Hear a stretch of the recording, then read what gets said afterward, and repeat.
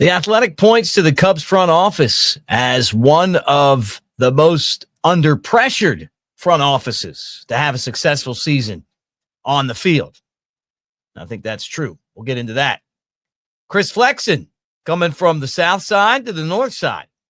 3-15 last year on that horrible White Sox team. But maybe the Cubs can find something with this guy. Throws a ton of innings. And Rob Zastryzny signs with, tell you after the break. Like, subscribe, thumbs up. Let's get the show started. Go Cubs.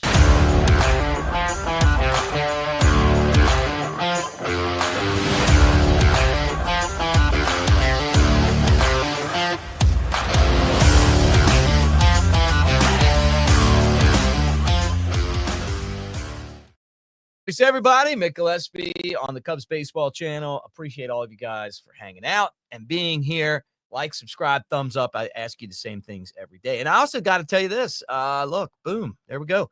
At Broadcaster Mick on the socials. And so come hang out with me there. I know some of you guys love to talk about stuff there, and we appreciate it. But also get on the message board here, and let's talk about it. Love to read your comments.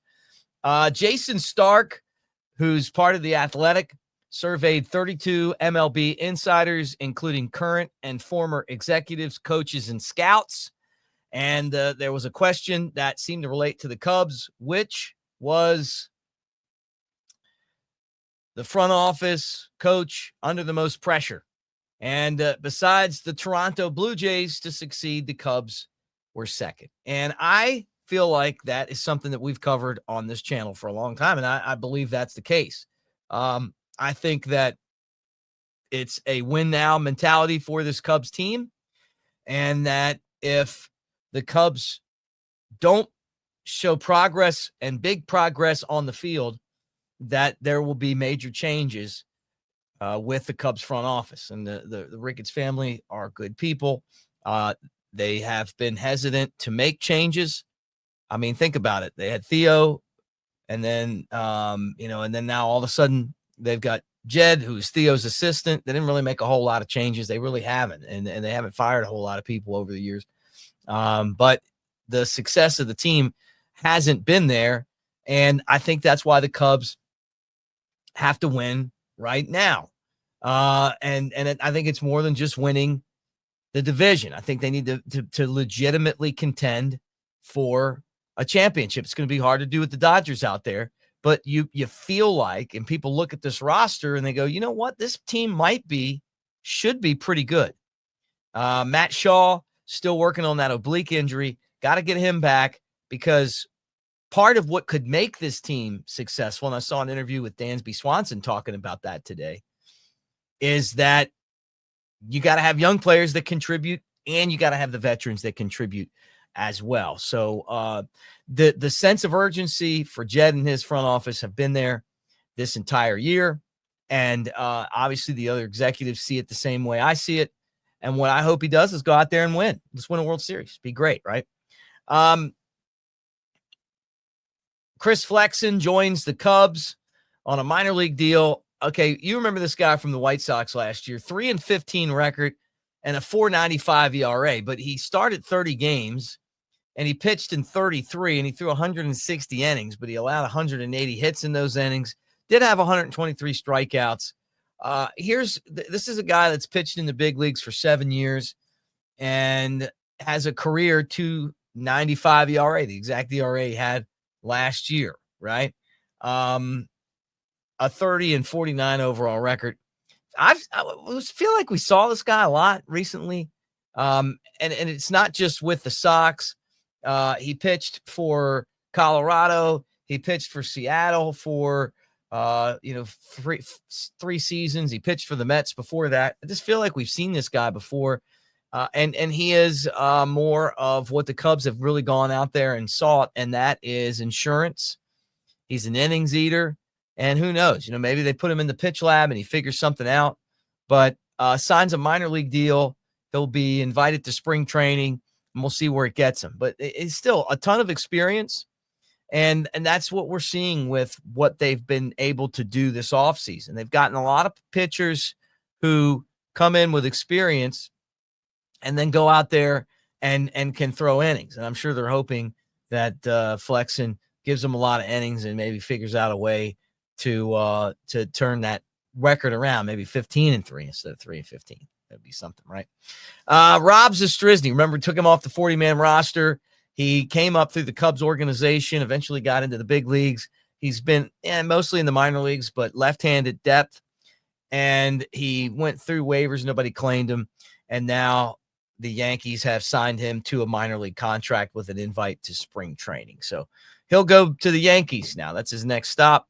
You could really feel that it was going to be tough for him to stick on the roster because of all the moves that the Cubs were making. And to me, when you give up on a Luis Vazquez, guys like Rob Zastryzny are going to have a tough time staying. But he's a really nice guy, and he'll go to the Yankees and be obviously a depth piece for them, and hopefully makes the squad. But met him when he was coming up through the system, and definitely wish him the best as he pursues his major league endeavors. Right, a lot of videos and stories coming out of spring training. Good to see the guys back on the field. Yesterday, got some comments about I love talking about deferred contracts. Bobby Bonilla Day, to me, is terrible.